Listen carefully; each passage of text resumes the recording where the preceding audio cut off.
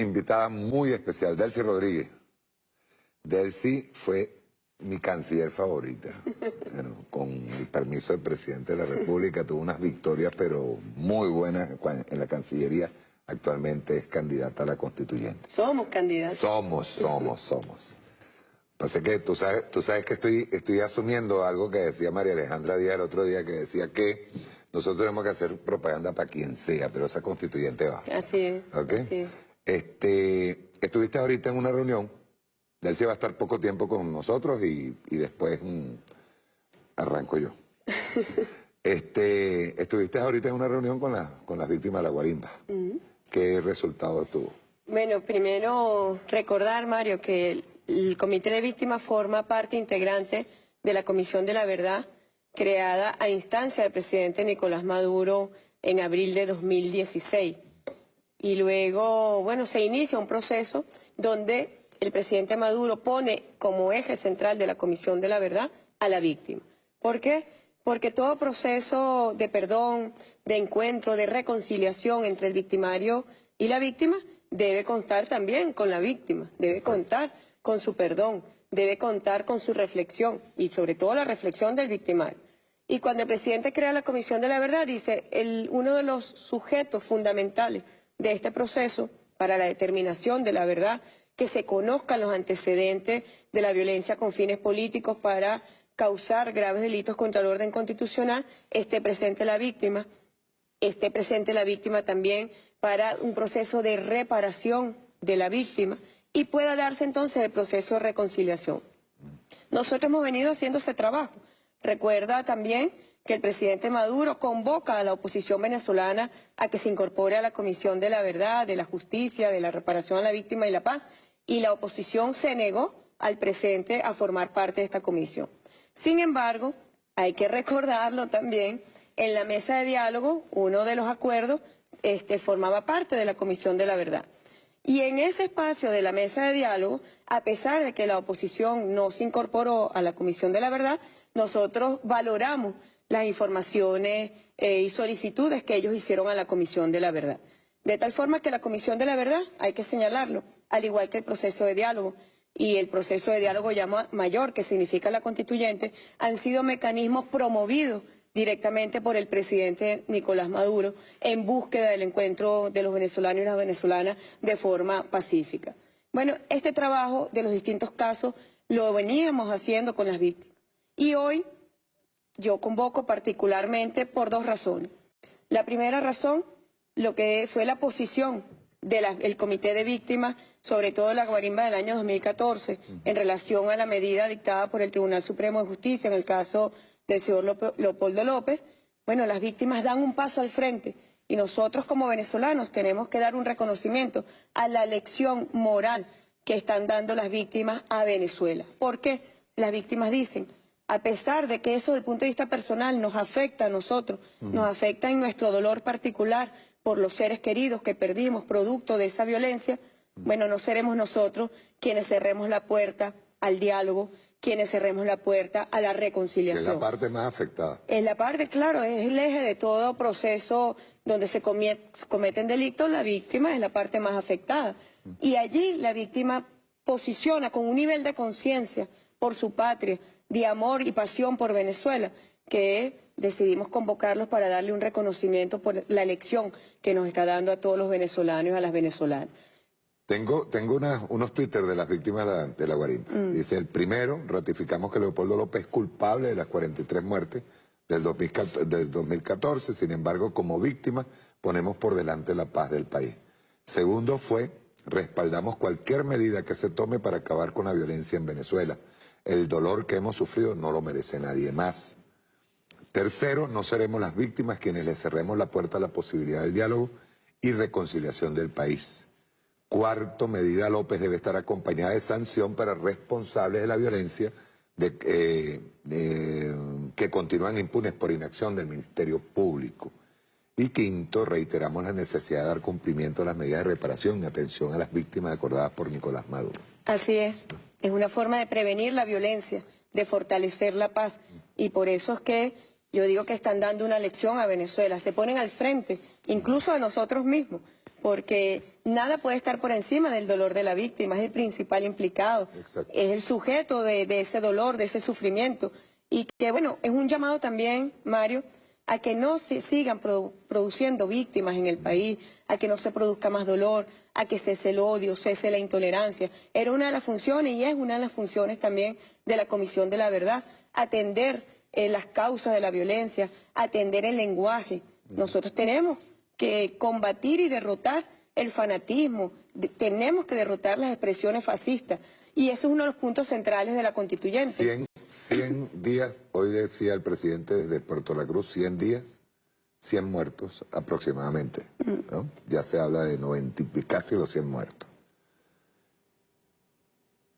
En el caso de la Comisión de la Verdad, ¿cuándo se empezó a tener conversaciones con la esposa de Leopoldo López, el mismísimo Leopoldo López? Fíjate, en mayo del 2016, el señor López, a través de su abogado, su representante legal, envió una comunicación a la Comisión de la Verdad, sometiendo su caso a la Comisión de la Verdad.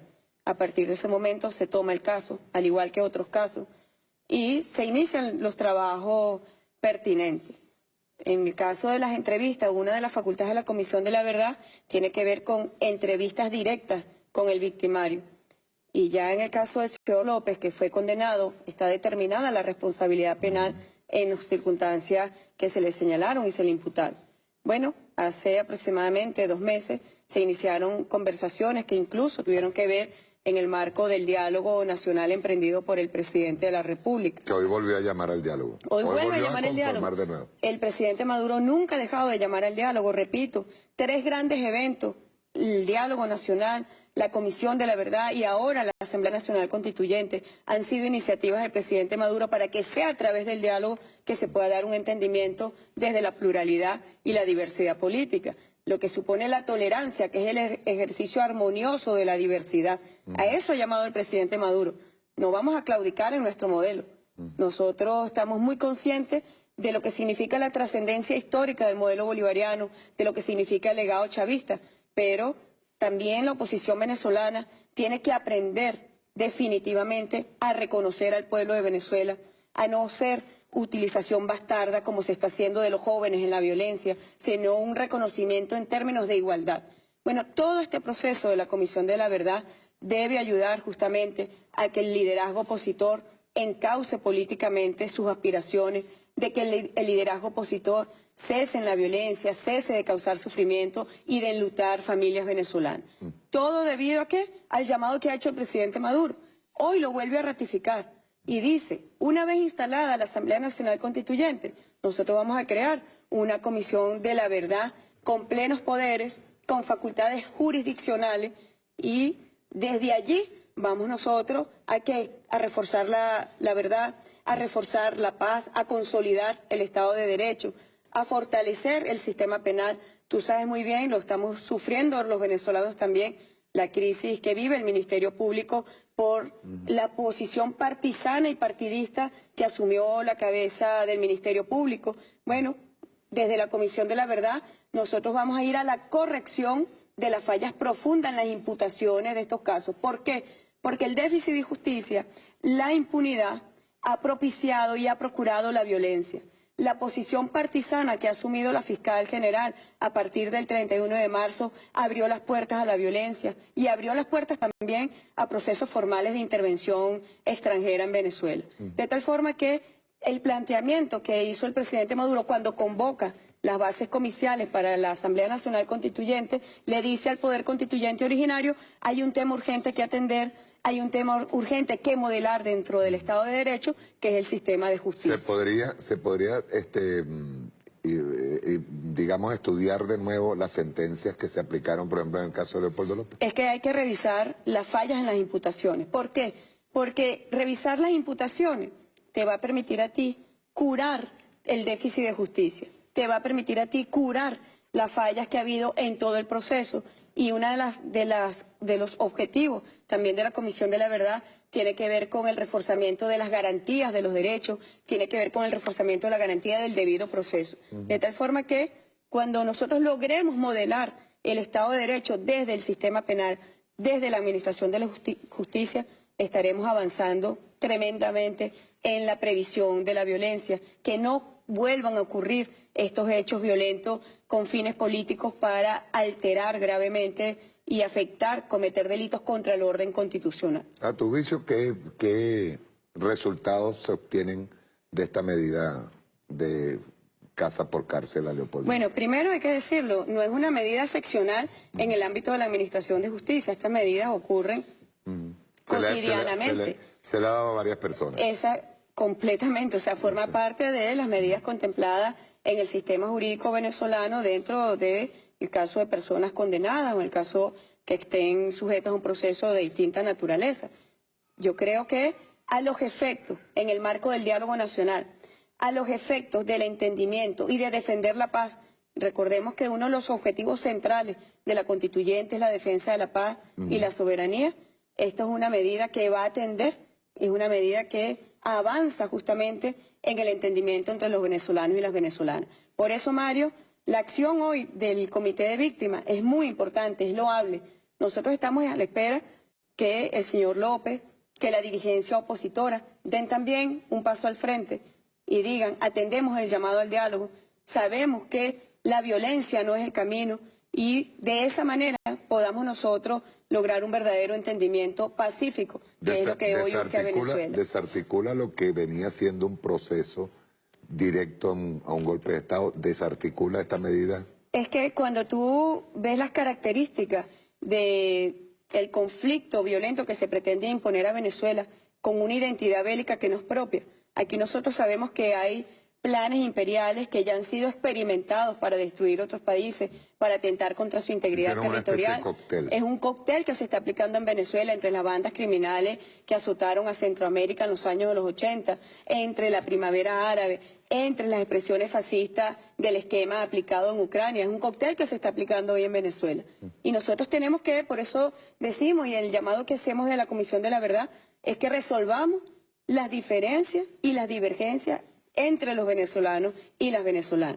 Aquel, Mario, que no atienda el llamado al diálogo, que no atienda el llamado a la paz, que no atienda a la única salida inmediata que tenemos los venezolanos de forma democrática, electoral y pacífica, como es la Asamblea Nacional Constituyente, es porque definitivamente está militando en el plan de intervención que desde los centros imperiales se ha diseñado para Venezuela.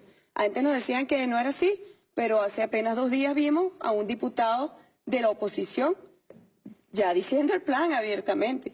No hay forma que digan... Y en suelo norteamericano. Y en suelo estadounidense, sí. Es decir, la política del Pentágono, que factores extremistas de la oposición venezolana han venido ejecutando y defendiendo, ya ha sido develado. Yo quiero Delcy, pasarte el video. Nosotros hicimos un resumen, pero sobre todo subrayamos en letras amarillas determinadas expresiones. Por favor, ténganme a Requesens, y lo vamos a poner en esta pantalla para que Delcy la vea. Y ahí yo puse en amarillo ciertas expresiones en donde se habla de injerencia directa de los Estados Unidos y otras naciones, incluso la Unión Europea. Se habla de construcción de la crisis, que esto es bien importante. De construcción de la crisis, yo luego quiero que me lo explique, tal cual como lo estuvimos conversando, ¿no? ¿Tienen listo el video? Listo, rueda. Y hago este introductorio para que veamos algunas de las alternativas que tenemos.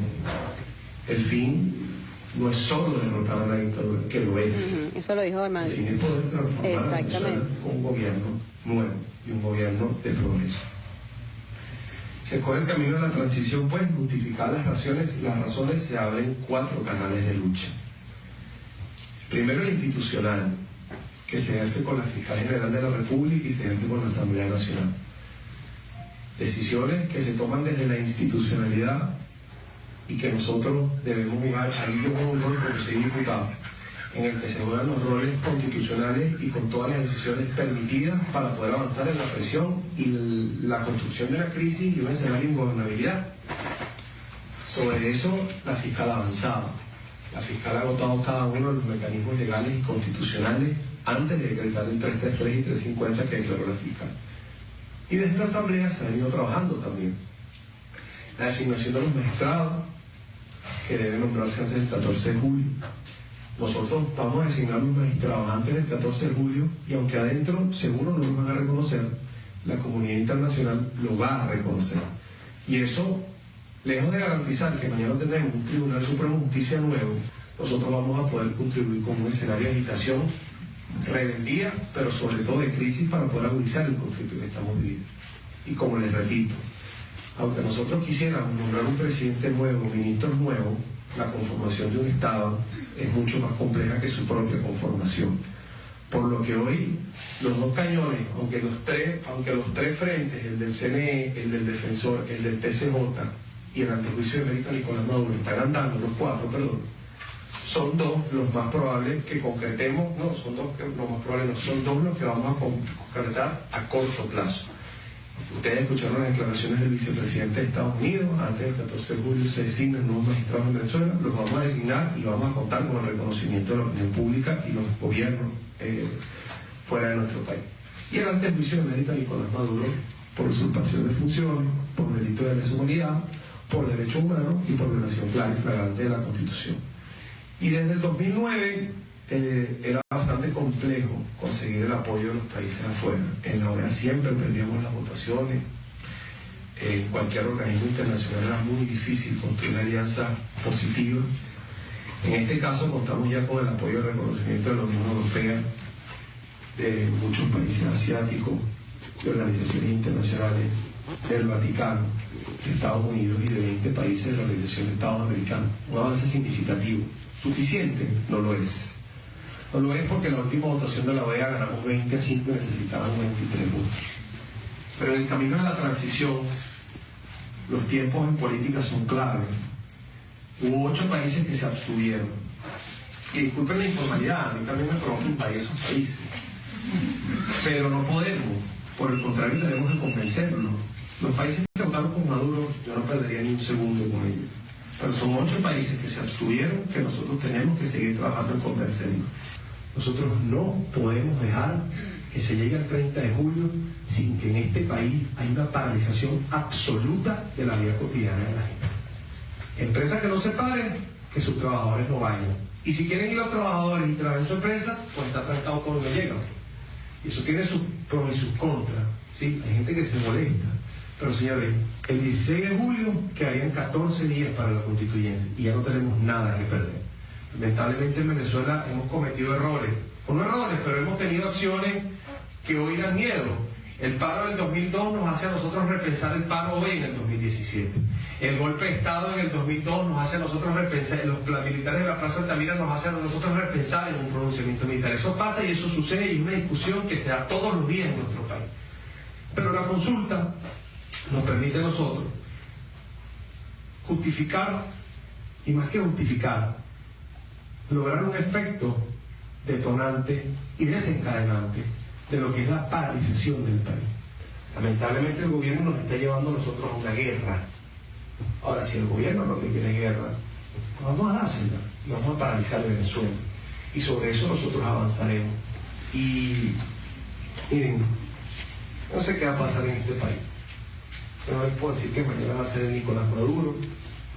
Y les puedo decir que esta es la cura a todos los países. Yo hace una hora estaba, yo no me acuerdo dónde estaba, pero estaba en un foro.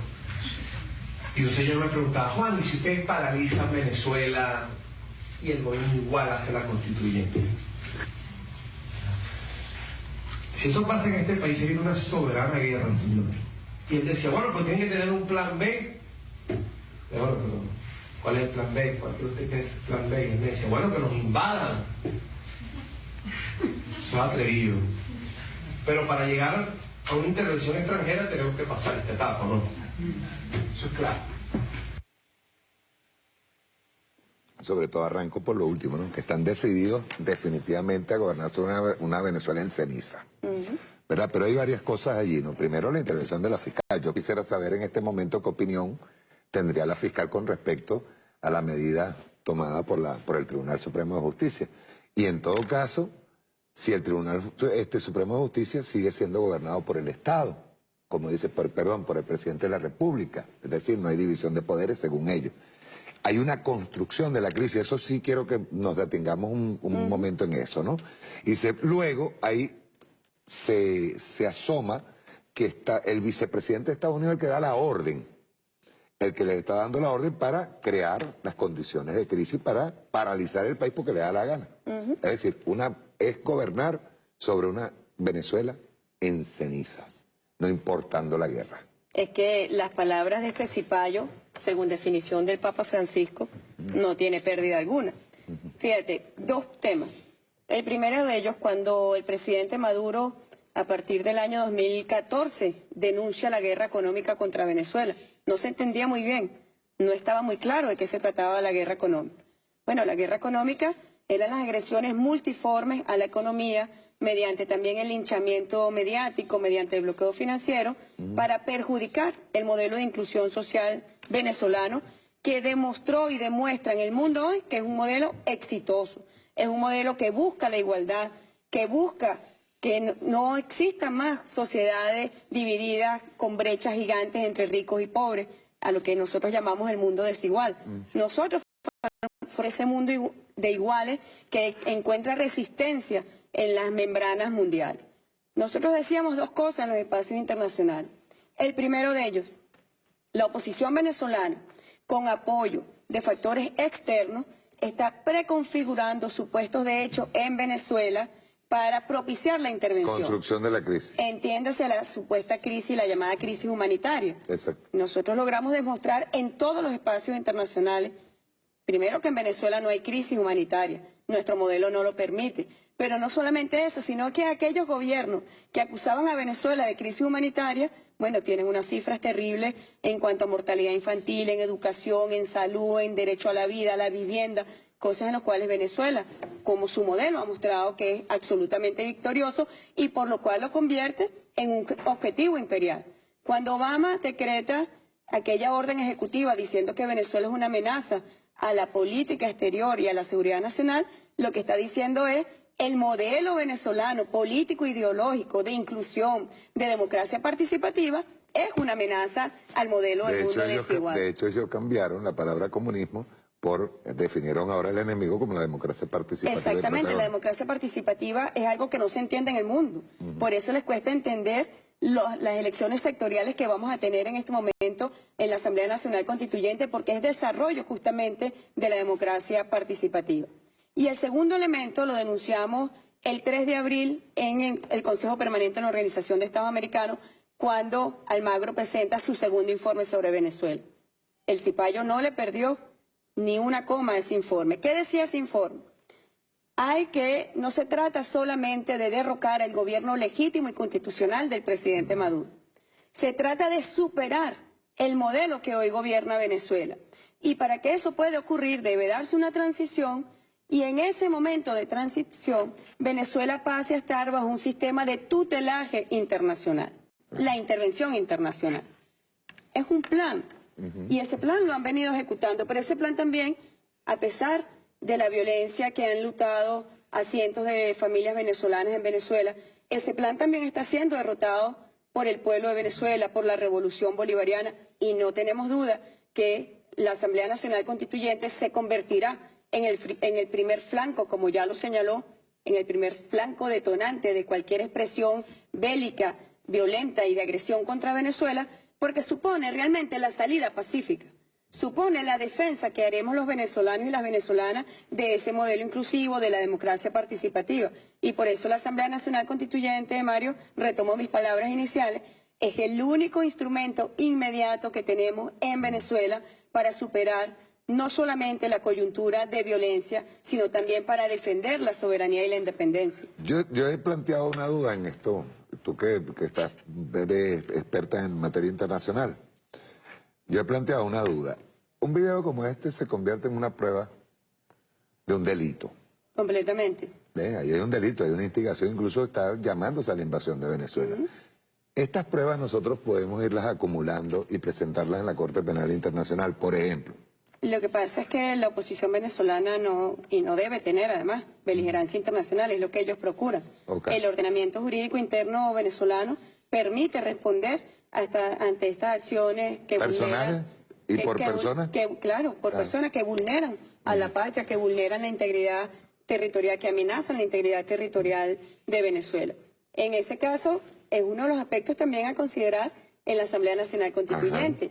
Cómo blindar la soberanía de Venezuela, cómo blindar que acciones de una clase política entreguista y amponil no permita una intervención a nuestra patria. De tal forma que la Asamblea Nacional Constituyente se convierte en el instrumento real y efectivo para combatir ese tipo de acciones delictivas.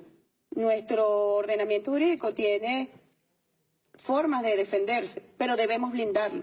Por eso decimos, vamos al blindaje de la Constitución de 1999. En este caso es muy grave lo que ese diputado ha hecho, llamar a una intervención de Venezuela, llamar a una invasión, llamar a la guerra. Son todos delitos contemplados en nuestro ordenamiento penal, pero debemos blindarlos. ¿Por qué? Porque en la actual coyuntura que vive Venezuela, Mario, lamentándolo mucho, hay un cuasi monopolio de la acción penal en cabeza del Ministerio Público. Esa es una de las propuestas que estamos llevando desde la Comisión de la Verdad, que el monopolio de la acción penal la tenga directamente la víctima. No se le otorgue a ninguna institución, sino directamente a la víctima. Porque es lo que va a permitir resguardar, primero, las garantías. ¿Cómo sería eso? Ya explícamelo de nuevo. Bueno, porque el Ministerio Público hoy es el que dice, yo soy el que puedo acusar. Porque en realidad tiene un cuasi monopolio por contadas excepciones contempladas constitucionalmente. Pero en el caso de la víctima está amarrado hasta que el Ministerio Público no acuse. Y entonces la víctima pasa a lo que se llama el segundo grado de victimización. Eso sería una debilidad dentro del sistema judicial que tenemos que arreglar en la Constituyente. Y que ha procurado la impunidad y el déficit de justicia. Entonces la pregunta es, si este Ministerio Público está en capacidad de atender ese desafío de un llamado a la invasión extranjera, de un llamado a la guerra en Venezuela, es un desafío que tiene inmediatamente el Ministerio Público atender ese llamado y cómo actúa y administra y activa la administración de justicia.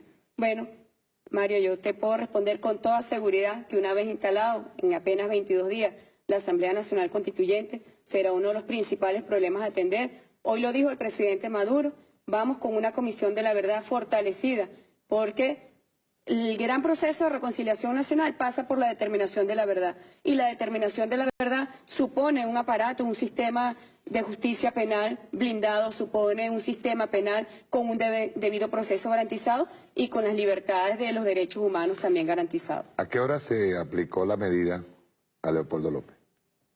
En horas de la madrugada. En la madrugada. En horas de la madrugada. Hasta este momento que estamos haciendo la entrevista, ¿ha habido algún pronunciamiento por parte de la fiscal? No que yo esté enterada, realmente sorpresivo, porque como lo señaló bien hoy el presidente Maduro, quien acusó al señor López fue la fiscal general de la República. Pero por lo menos debería haber un pronunciamiento, digo yo. Bueno, se supone que también atienda sus deberes con garantías de imparcialidad, tal cual como está contemplado en la Constitución y en las leyes. Aparte de lo que es el sistema judicial, que para nosotros es urgente, también con respecto a la guerra económica, vamos a trabajar las leyes, y digo vamos porque vamos como constituyentes, y a tratar de reforzar el modelo económico. Completamente. El presidente Maduro en su convocatoria dice, tenemos que diversificar la economía. ¿Por qué? Porque uno de los aspectos donde más nos atacaron con la guerra económica fue a través de los precios del petróleo. Los precios del petróleo se convirtieron en una herramienta de ataque político a Rusia, a Irán y a Venezuela. Bueno, se dio una guerra de petróleo que llevó a los precios a niveles muy bajos, como no habíamos visto en décadas.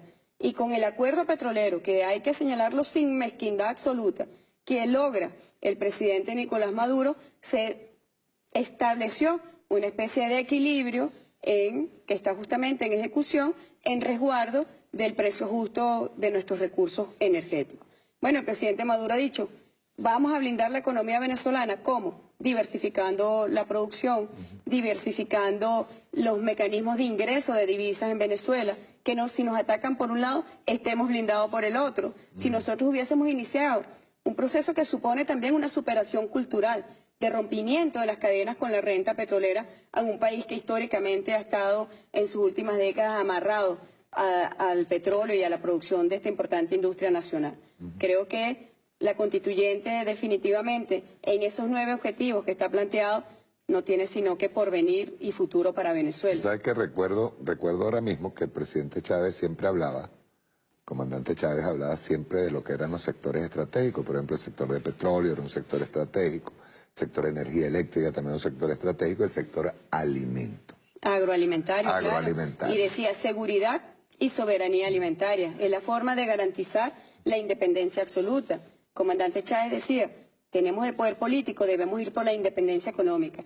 Esta constituyente se convierte en un instrumento para garantizar la independencia económica y que blindemos definitivamente nuestra soberanía. Habría también que estudiar dentro de cómo hacer para reforzar a la pequeña y mediana industria, digo yo, para la que comienza, la que pudiera sustituir a todos los monopolios. Completamente. Cuando tú ves el desarrollo económico de China, por ejemplo, dio un vasto desarrollo a las capas medias, a la pequeña y a la mediana industria, al sector comercial también, al comercio. Es decir, es agrandar las potencialidades de la economía media, y yo creo que eso está planteado en el nuevo modelo económico. Ya el presidente Maduro lo había anunciado en la agenda económica bolivariana con el desarrollo de 15 motores en la economía, pero con la constituyente vamos a la creación, y el presidente ha convocado a los poderes creativos y sabios del pueblo de Venezuela.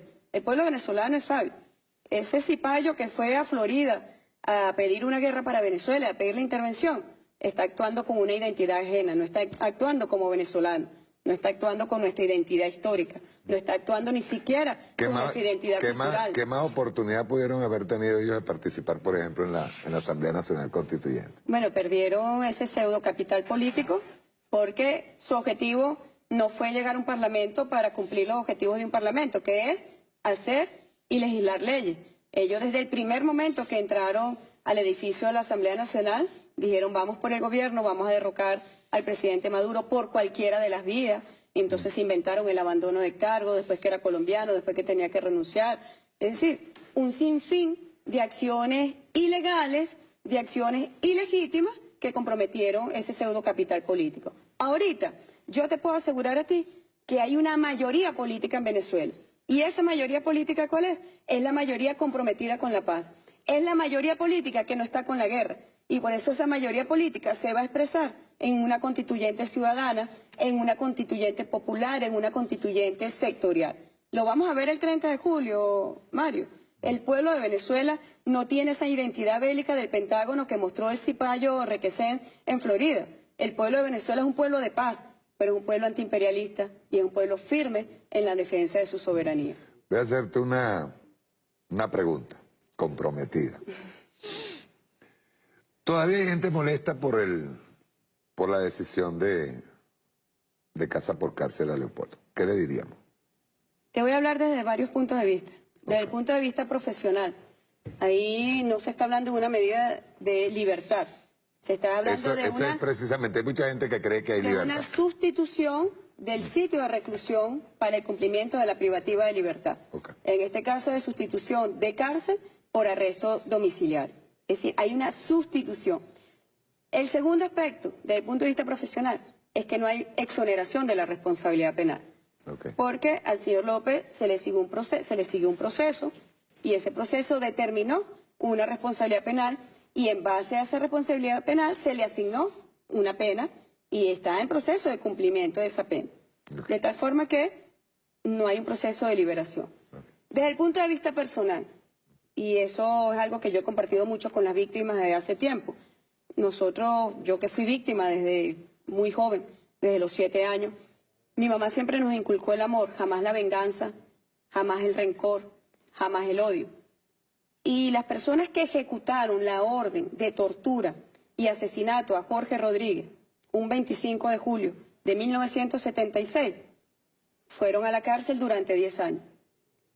Y jamás yo sentí reivindicado la memoria de nuestro padre. La justicia llegó a nuestro hogar y a nuestras almas cuando llegó el comandante Chávez con la Revolución Bolivariana. Y de tal forma que hoy nosotros tenemos desde la Comisión de la Verdad una responsabilidad con el diálogo, con la defensa de la paz, pero también con la defensa de esta revolución que ha incluido a las mayorías y sobre todo a las mayorías más débiles de nuestro pueblo, que nunca fueron considerados iguales para la oligarquía venezolana, pero que hoy tampoco son considerados iguales o son utilizados como carne de cañón para la violencia, siendo víctimas también de ese plan imperial de intervención en Venezuela. Así que desde el punto de vista personal, les respondo a esos compañeros, les digo, los entiendo desde el dolor, pero el primer ejemplo nos lo dieron hoy las víctimas, pasando por encima de su dolor personal. Tú misma fuiste una víctima. Y te repito, sentí la justicia cuando llegó nuestro amado comandante Chávez y que se mantiene con el presidente Maduro en la defensa de la revolución. ¿Tú sabes por qué te digo esto? Nosotros, yo voy a decírtelo desde el punto de vista personal mío. En el momento en que metieron, y discúlpenme la digresión, ¿no? Pero en el momento en que metieron a Fabricio Ojeda en el Panteón Nacional y que ahora el 15 de julio entra Argimiro Gabaldón, yo vi la emoción en los compañeros viejos guerrilleros, la emoción de reivindicación. Así es. ¿Ves? Porque hay que entender algo, nosotros tuvimos 40 años y más de ataque a todo nada más que por el hecho de ser comunista, marxista o ser de izquierda, ¿verdad? ¿Qué mejor, y eso ya para finalizar, Delcy, qué mejor ejemplo que el que ha dado el presidente Nicolás Maduro, al que yo creo que lo han subestimado, ¿verdad? Felizmente. Que ha tomado medidas que aparentemente son antipopulares e igual que el comandante Chávez en su momento no fueron comprendidas y pronto serán comprendidas. La grandeza política nunca se comprende en lo inmediato, pero tú has hecho referencia a algo muy importante. En el pasado, la disidencia política, la libertad de conciencia se criminalizaba. Y entonces ahí habían presos de conciencia, de verdad. Exacto. Mi padre fue un preso de conciencia en varias oportunidades. Anoche Jorge y yo recordábamos, teniendo él 8 años y yo 4, mi papá salió en libertad y yo estaba en Caracas con mi mamá, era muy pequeña, pero Jorge estaba en Barquisimeto. Y entonces me dice Jorge, suena el teléfono, antes no había celular para esa época. Suena el teléfono y yo levanto el teléfono y, ¿aló? ¿Quién es? Jorge, soy yo, tu papá.